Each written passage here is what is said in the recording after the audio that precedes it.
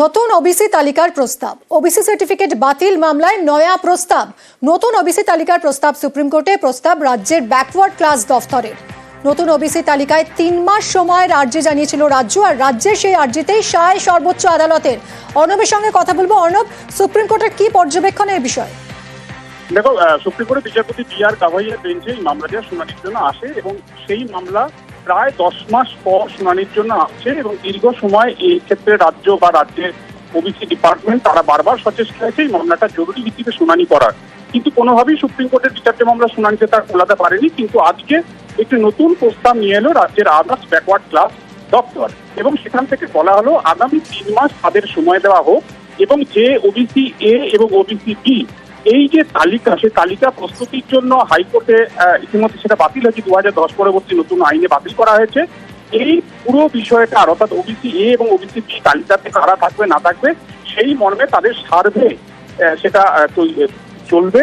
সেই সার্ভেটা কন্ডাক্ট করার জন্যই তাদের 3 মাস সময় দেওয়া হোক, অর্থাৎ ওবিসি এ আর ওবিসি বি যাতে ত্রুটিহীন হয় এবং তালিকা দিয়ে যেন কোনো ডিসপিউট না হয় তারই প্রস্তুতি শুরু করে দিল ওবিসি ডিপার্টমেন্ট। সেটাই আজ সুপ্রিম কোর্টের প্রস্তাব আকারে জানানো হলো সিনিয়র অ্যাডভোকেট কপিল সিপালের মাধ্যমে এবং সুপ্রিম কোর্ট আজ সেই সময় মঞ্জুর করেছে রাজ্যের ওবিসি ডিপার্টমেন্টকে এবং 3 মাস পর কি বিষয় এলো, কি সার্ভেতে নতুন উঠে এলো বা তালিকা নিয়ে কি প্রস্তাব ফাইনালি তারা দিচ্ছে সেটা জানানোর জন্য জুলাই মাসে মামলাটি শুনানির জন্য এলো।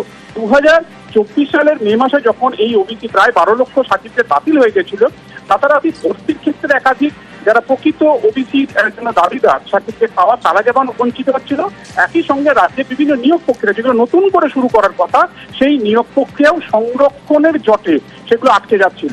অর্থাৎ এখন যদি কোনো নিয়োগ প্রক্রিয়া করতে হয় হাইকোর্ট এবং সুপ্রিম কোর্টে এই মামলা থাকার কারণে, অর্থাৎ রায় এবং সুপ্রিম কোর্টের বিচার থাকার কারণে 2001-এর রোস্টারে চাকরি পরীক্ষা নিতে হবে, সেক্ষেত্রে যে 17% ওবিসি সম্প্রদায়ের মানুষ সংরক্ষণের সুবিধা পেতেন, এখন সেটি নতুন করে কোনো নিয়োগ প্রক্রিয়া করতে সেক্ষেত্রে মাত্র 7% ওবিসি সম্প্রদায়ের মানুষ তার সুযোগ বা সুবিধা পাবে, অর্থাৎ 10% পাবেন না। এই যে একটা সামগ্রিক জট তৈরি হয়েছে সেই জটটা কাটানোর জন্যই ওবিসি ডিপার্টমেন্টের তরফে নতুন প্রস্তাব সুপ্রিম কোর্টে এবং সেই তার জন্য 3 মাস সময় চেয়ে নেওয়া এবং সময় মঞ্জুর করলো সুপ্রিম কোর্ট।